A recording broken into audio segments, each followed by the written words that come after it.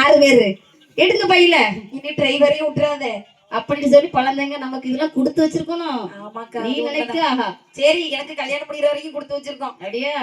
சரி, அதுக்கு பிறகு பாப்போமே. சரி, இப்படியாக நள்ளிரவு 12 மணி ஆகிவிட்டது. சரி சரி, அப்படி என்று சொல்லி அப்படியே பார்த்தார் மாயாண்டி சுடலை அப்படியே தொட்டில் விட்டு கீழே இறங்கி ஆகா துவள நடை கொண்டவராக இருந்த மாயாண்டி சுடலை சரி விண்ணுக்கும் மண்ணுக்குமாய் விஸ்வரூபத்தை எடுத்தார். எடுத்ததில்லை காட்டுல நடக்கின்றது பாருங்கள். என்ன நடக்கின்றது? சுடலை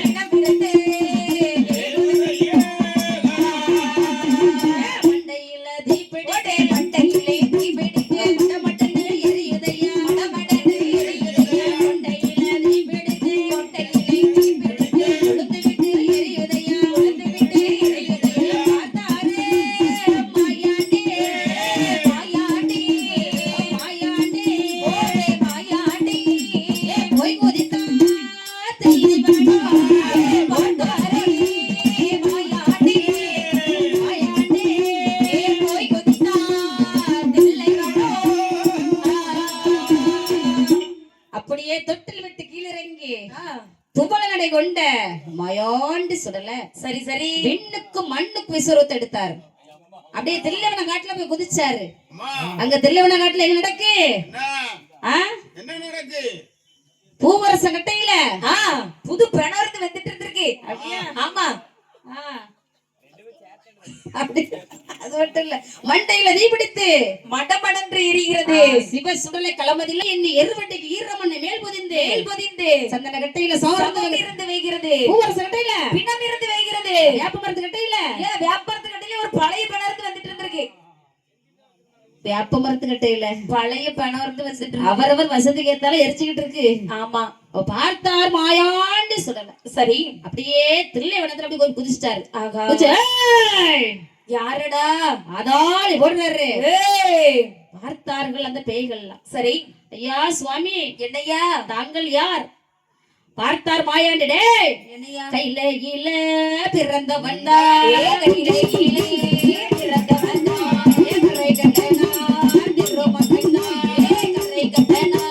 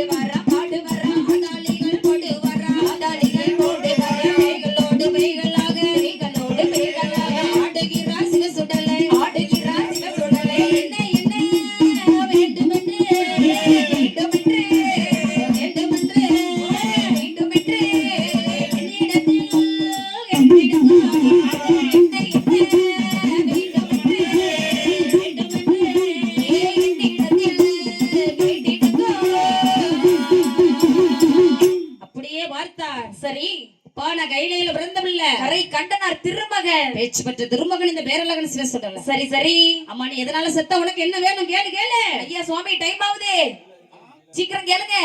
என்ன செத்தனா? ஆமா, நான் சிவனோடல இருக்கும்போது செத்தாங்க. ஒண்ணு செத்தான்னு சொல்லல, கதையில வீட்டு சண்டையில குடும்பத்தை தொல்லை தாங்க முடியாம செத்துக்குவேன். குடும்பத்து தொல்லை தாங்க முடியாமையா? சின்ன விளக்கம் பண்றியா? சரி, நீ எப்படி செத்தா? அவன் கடலைக்கு ஆசைப்பட்டு செத்தான். கடவைக்கியா? கடலை போடுறதுக்கு ஆசைப்பட்டா? யாரு கூடல கடலை போடுறதுக்கு? வீட்டு ஆடு கூட போடுவாரு. அப்படியா? சரி, நீ எப்படி செத்தா? அப்படியே தாதம் அவரு ஃபைனல் டச் அப்படியே தான் முடிச்சு.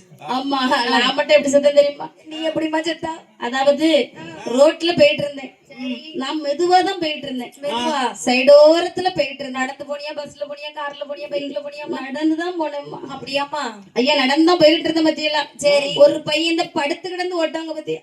படுத்து கிடந்தா? அம்மா அப்படி ஒரு பைக் இருக்கு. அப்படி ஒரு பைக் இருக்கா? அப்படியே குப்பரை விழுந்தான் வந்தான். அவன் வார ஸ்பீடு வந்தான். அங்க இருந்து வந்து பார்த்தாலே நான் பதறிட்டேன். பதறிட்டியா? உடம்பெல்லாம் பதறிட்டு எனக்கு அங்க ஓடவா அங்க ஓடவான்னு தெரியல. சரி, அப்படியே பதட்டத்துல அப்படி நின்ன பத்தியெல்லாம் அவன் என்ன முன்னாடி வச்சு ஏத்திக்கிட்டு போயிட்டா பருது தூரம் 100 ஸ்பீட்ல போயிட்டு இருக்கான். ஏத்திட்டான்ல வண்டியில. அப்ப அவன் வில்லன் தானே. ஏத்திட்டான். அவன் படுத்திருக்கு, அவனுக்கு முன்னாடி நான் இப்படி இருக்கேன். வண்டி போகுது ஸ்பீட்ல. அங்க பார்த்தா ஒரு ஆலமரத்துக்கு மேல பறந்துனா உளுந்து இறந்து போயிட்டய்யா. அப்படிதான் இருந்தியோ? அதனால எனக்கு வேற ஒண்ணும் வேண்டாம். நீங்க ஐயா சுடல இப்ப உள்ள இளம் பசங்கள்ட்ட கொஞ்சம் ஸ்பீடா மெதுவா போங்கப்பான்னு சொல்லுங்க. அவங்க மட்டும் பாதிக்கப்படுறது இல்ல, என்னை போல நிறைய பேர் பாதிக்கப்படுறாங்க. ஆமா, பேய்களுக்கு விரிந்தளித்தார் பேயாண்டி சுடல. சரி சரி தானே? ஆமா ஆமா, அதான் சொல்லுவாங்க பிணந்து இன்னும் கடவுள் எல்லாம் வணங்குறாங்களேன்னு சொல்லிட்டு. ஆகா, நல்லவருக்கு நல்லவன், கெட்டவனுக்கு கெட்டவன் சுடலை. கண்டிப்பாக அப்படித்தானே? இப்ப பிணத்தை திண்டுன்னு சொன்னா அப்பதான் மாந்திரவாதிக்கு ஒரு பயம் இருக்கும். சரி, அப்படித்தானே? வலது காலை மண்டியிட்டு வளையத்தால் குத்துவாரா. சரி, இடது காலை மண்டியிட்டு ஈட்டி கொண்டு குத்துவாரா. அப்படி வெந்த நல்ல பிணம் இருக்க வேகாத பிணம் எடுத்தா. சரி சரி, அப்படித்தானே? ஆமா, அப்படி எடுத்து ஆதாளி ஓடுகின்றார் மாயாண்டி சுடல. ஆகா, பார்த்தார் விடிந்து விட்டது. விடிந்து விட்டது. பேய்களுக்கு விருந்தளித்து பார்த்தார் விடிந்து விட்டது. சரி, சேவல் கூவுற சத்தத்தை காதில் கேட்டார். அப்படித்தானே? ஆமா ஆமா, சேவல் நல்ல சேவலா தான் இருந்திருக்கு. சோறு இல்லாம இந்த வேலை பார்த்து ஊர் ஊரா சோறு, ஒரு வீட்டு சோறு இந்த சத்தம் போட்டுக்கிட்டாங்க. வீட்டுல உட்கார்ந்தோன்னு வைங்களேன், காலையில இருந்து சாப்பிட மனசே வர மாட்டுக்கு. ஆமா, எந்திரிக்கிறது 11 மணிக்கு. சரி, என் வீட்டுக்காரர் பெட் காய் போட்டு கொண்டு தருவாங்க. அப்படியா? நல்ல இஞ்சி எல்லாம் போட்டு ஸ்ட்ராங்கா தருவாங்க உன் வீட்டுக்காரரு. ஆமா, கடையில போய் 2 வடையும் வாங்கிட்டு வருவாங்க. அது மிருதுவான உளுந்த வடை. அதையும் சாப்பிட்டுட்டு காப்பியை குடிச்சிட்டு அதுக்கு ஒரு படுத்துக்கிடுவேன். ஒரு மணிக்கு போல நல்ல மீன் வாங்கி குழம்பு வச்சு, ஐயோ வீட்டுக்காரு கையால சாப்பிடணுமே, யார் யாருக்கெல்லாம் கொடுத்து வச்சிருக்கோம். எனக்கு அப்படி வீட்டுக்காரு கொடுத்து வச்சிருக்கு. அழகா குழம்பு வச்சு தருவாங்க. அதையும் கொஞ்சம் சாப்பிட்டு படுத்துக்கிடுவேன். சரி, நைட்டு 10 மணி தான் முடிப்பேன். நைட்டு 10 மணிக்கு சாப்பிட்டாலும் உண்டு சாப்பிடாட்டாலும் உண்டு நைட்டு. ஆமா, ஆனா பில்லு பாட்டுக்கு வந்துச்சேன்னு வையேன். சரி, காலையில கரெக்டா இட்லி எல்லாம் பூரி பொங்கல் லெமன் சாதம் ஏதாவது ஒரு சாப்பாடு. சரி, அதுல காஃபி வந்துடும். மத்தியான டைம்ல கூல் ட்ரிங்க்ஸ் வருது. மத்தியானம் விதவிதமான சாப்பாடு, சாம்பார், ரசம், மோர், பயிறு, ஊறுகாய், சுண்டல் குழம்பு, பாயாசம், இதெல்லாம் மத்தியான சாப்பாடு. ஆமா, அதே போல நைட் 8 மணி படுக்கறதுக்கு சாப்பிட்டாச்சா? சீக்கிரம் சாப்பிடுங்க, சீக்கிரம் சாப்பிடுங்க. 8 மணி ஆயாச்சுன்னா உங்களை வள போட்டு தான் தேட வேண்டியது இருக்கு. அப்பதானே நீங்க 9:30 மேல வந்து இருப்பீங்க. ஆமா, அப்படின்னு சொல்லி சாப்பாடு. சரி, அது லெமன் சாதமும் அப்பம் புரோட்டா போட்டாங்க பத்தி நேசபுரத்துல புரோட்டா அதை தின்னுட்டு தானே அந்தாலும் பிளாட் ஆயிட்டு 11 வாழ்த்து வாங்கிட்டு வில்லியத்திற்கு ஒரு வருடம் நடந்தது இல்லையே.